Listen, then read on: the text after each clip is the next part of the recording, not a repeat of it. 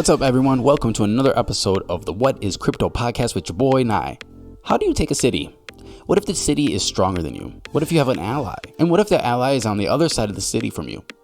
How do you communicate? Also, how do you know that if you communicate with your ally who is on the other side of the city and your message passes through the city, that they are actually receiving the message that you sent? This is the Byzantine generals problem. How do you coordinate an attack by passing information from one side to another when there's a city in between that wants to change, steal, manipulate the information that you're passing, the words that you're saying for their benefit? Well, in this episode, Mr. Doug Pike, creator and founder of Veracoin and Virium, sits down to talk to our boy Nye.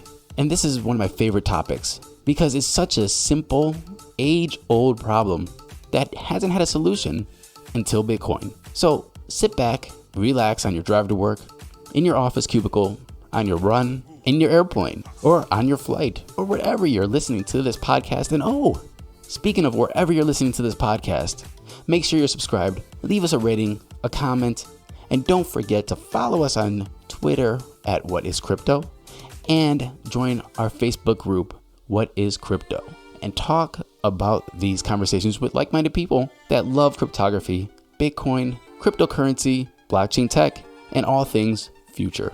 Now, without further ado, here's your boy Nye talking the Byzantine generals problem with Douglas Pike. We'll see you after the show.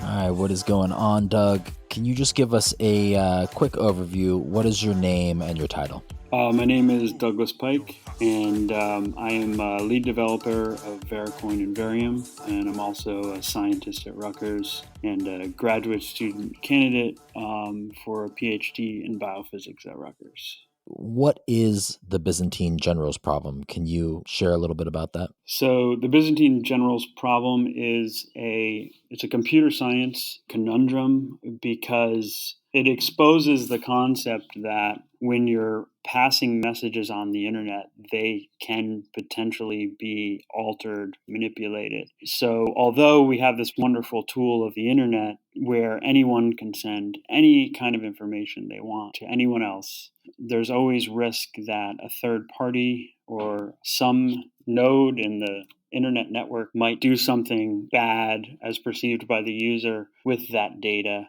So the Byzantine generals problem is a computer science problem that handles strategies for how to deal with passing messages across the internet without knowing if they can be tampered with or not. And it's called the Byzantine generals problem because basically when it was first introduced to the computer science field as a problem, as the internet was born, it was put into an allegory where there is generals in the Roman Empire that are attacking a city, and they have the same problem. They need to coordinate their attack of the city by passing messages through the city, and the city is the enemy, so those messages might be manipulated in some way. So the Byzantine general component is an analogy to generals being able to coordinate with one another without knowing whether messages can be shared safely. And it's really only, though, a computer science problem. And what's the history of this Byzantine generals problem? Is this something that started with computer science, or has this been an issue and a problem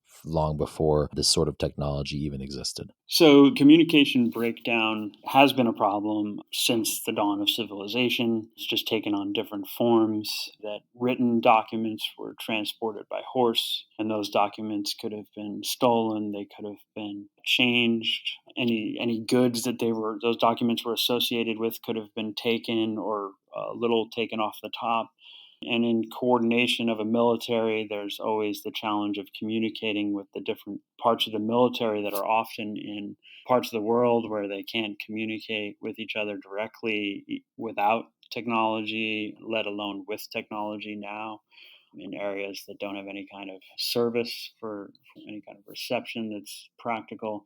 So it's a communication problem that has existed since the dawn of civilization, but it takes on a new meaning with the internet where the potential for communication is almost unlimited, but also the risk of having improper communication, manipulated communication, damaged communication is also almost equally as high. So the actual problem itself was first stated in this formal way in computer science by NASA scientists in the 70s, I believe it was. And, they had to coordinate communication between, like, say, Houston and the rocket ship and things like this. So they were also dealing with this in a different context than the internet as well. So it's a problem that focuses on the issues of corruptible communication. And how does Bitcoin play a role in all of this? What's the problem with the digital currency in relation to the Byzantine generals problem? Okay, so I'm going to describe how Bitcoin applies a solution to this problem, describing the aspects of Bitcoin, and then relating them to the analogy of the Byzantine general problem. Let's say we have three generals that are surrounding a city, and they have to attack the city. At least two of the three generals and their troops have to attack the city at the same time to be able to take the city. And if it's just one of them that attacks the city, they will lose, the city will win. If it's two of them, they believe they will win because of the amount of soldiers. If it's three, obviously that's better. But they only need two. They also need to coordinate with one another when they've reached their points in the mountains and they're ready to charge into the city. They need to coordinate with each other to know that all three generals, or as many as possible, are ready at the same time. What day are we going to attack? It takes them, say, a few days to get out to the mountains into position. Some of the horses get sick in one group, and some of the soldiers get sick in another. They arrive at different times. They need to coordinate with one another. So this is the sort of military example of the problem, and then I'm going to relate that problem to the implementations in Bitcoin. So let's pretend that the three generals are miners, and that coordination of the attack on the city is passing a block of transactions. And the city represents the internet. So the miners have to pass the blocks, which is data, through the internet, which is both open and vulnerable to attack. And Bitcoin uses this computer science problem to then state that, like the military, where there's two fleets of troops run by generals, the miners, that could enter the city at any given time and attack the city successfully, likewise, Bitcoin requires 51% or greater of the miners to be honest nodes on the network that are really just trying to earn Bitcoin. So you can think of the miners as the generals. They have to communicate with one another what the blocks are and what they're contained with, so that they can then mine themselves on the data. But there's also this other layer of competition built into it.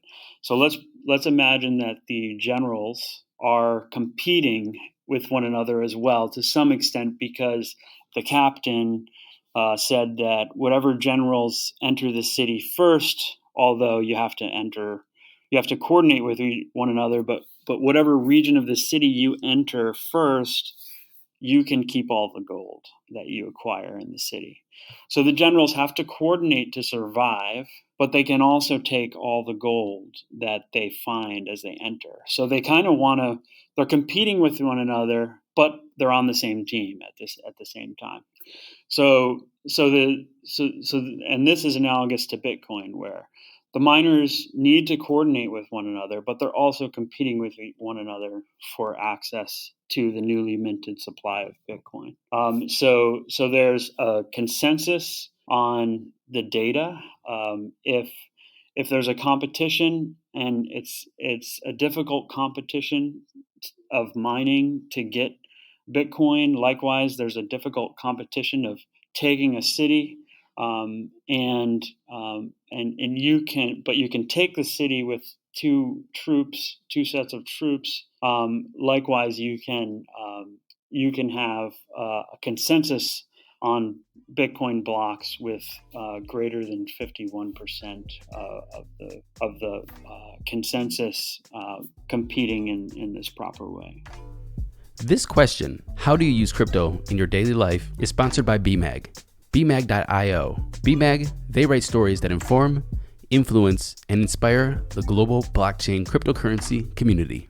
So I use crypto in my daily life with friends. So we will pay each other with crypto or even do trades with each other. For instance, Vericoin and Varium, I've sold to friends who are interested, who didn't want to set up an account on exchange and who wanted to own or earn interest on Vericoin or hold Varium and so on. Things like this, just a little bit here and there. I also use crypto when possible at merchants, although there's not too many. Whole Foods is a good one that's more recently become available for Bitcoin, but there's still not too many merchants that will accept any cryptocurrency. And so I also have one of those crypto debit cards where it basically converts crypto to cash on a checking account for you so that you can spend it anywhere. Of course, that's not actually using cryptocurrency directly at a merchant, but it is making use of the cryptocurrency that I have. And ultimately, what I think really needs to happen is merchant acceptance needs to occur on a grand scale, and this will probably happen very quickly. All of a sudden, after a few big merchants start competing with each other to accept some version of cryptocurrency. The big example being Amazon, for instance. If Whole Foods accepting Bitcoin is maybe a step in that direction, but if Amazon itself, Amazon.com, was to have a straight Bitcoin acceptance portal, that could be game-changing for merchant acceptance of cryptocurrency, at which point you don't have to cash out to purchase food and clothes and all the things people need for survival. You may have to cash out still for, your mortgage, things like this.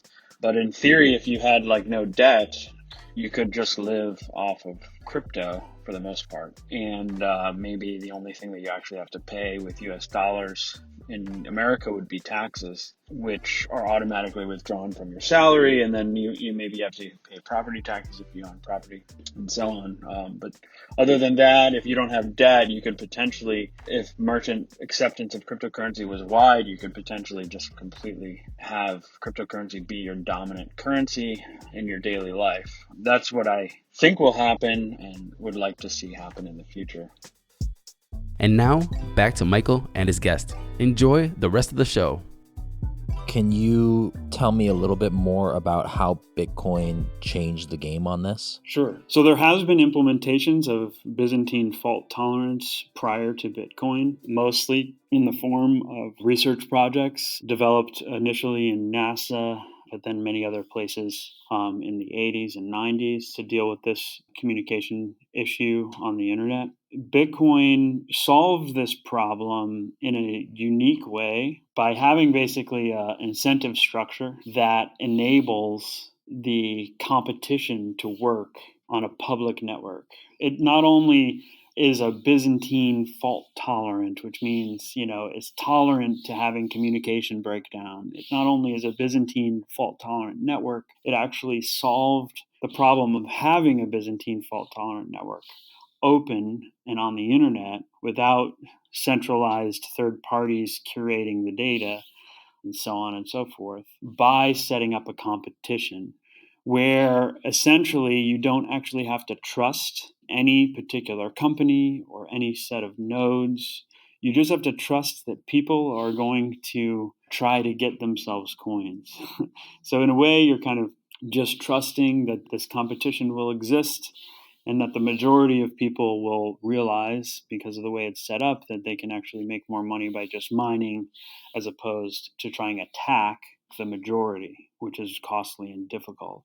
So I would say Bitcoin took Byzantine fault tolerance into a proof of principle level on the public internet that has never been done before. And intriguingly, using incentives and competition to make it possible. And I guess really the big question of this whole conversation is, why should people care about the Byzantine generals problem? So as it stands today, anytime you use any kind of service provider of any kind, whether it be Twitter, Facebook, social media, but also phone, your mobile network, your internet service provider, all these companies provide services, and those services run through their servers, and their servers ultimately are controlled by a handful of people that have admin access. And in many cases, in most cases, your data,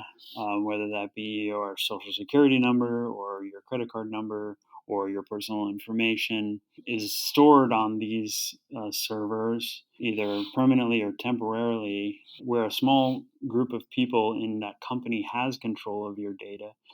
And at any given time, that information can be taken because it's a single point of failure. For instance, say I know someone who works at Twitter and I absolutely need some information about some user. I could blackmail a Twitter employee and possibly get that information. And this applies to any company. So the Byzantine general problem is important because it describes a new mechanism for handling data that doesn't depend on these centralized entities that are single points of failure where, there's some random admin person in some random part of the world that has too much access to too many people's information. So the Byzantine general problem is a solution that doesn't depend on that kind of infrastructure. It depends on a global open competition instead. Awesome. Well, I thank you for coming on the show. I really appreciate you taking the time to jump on here with us.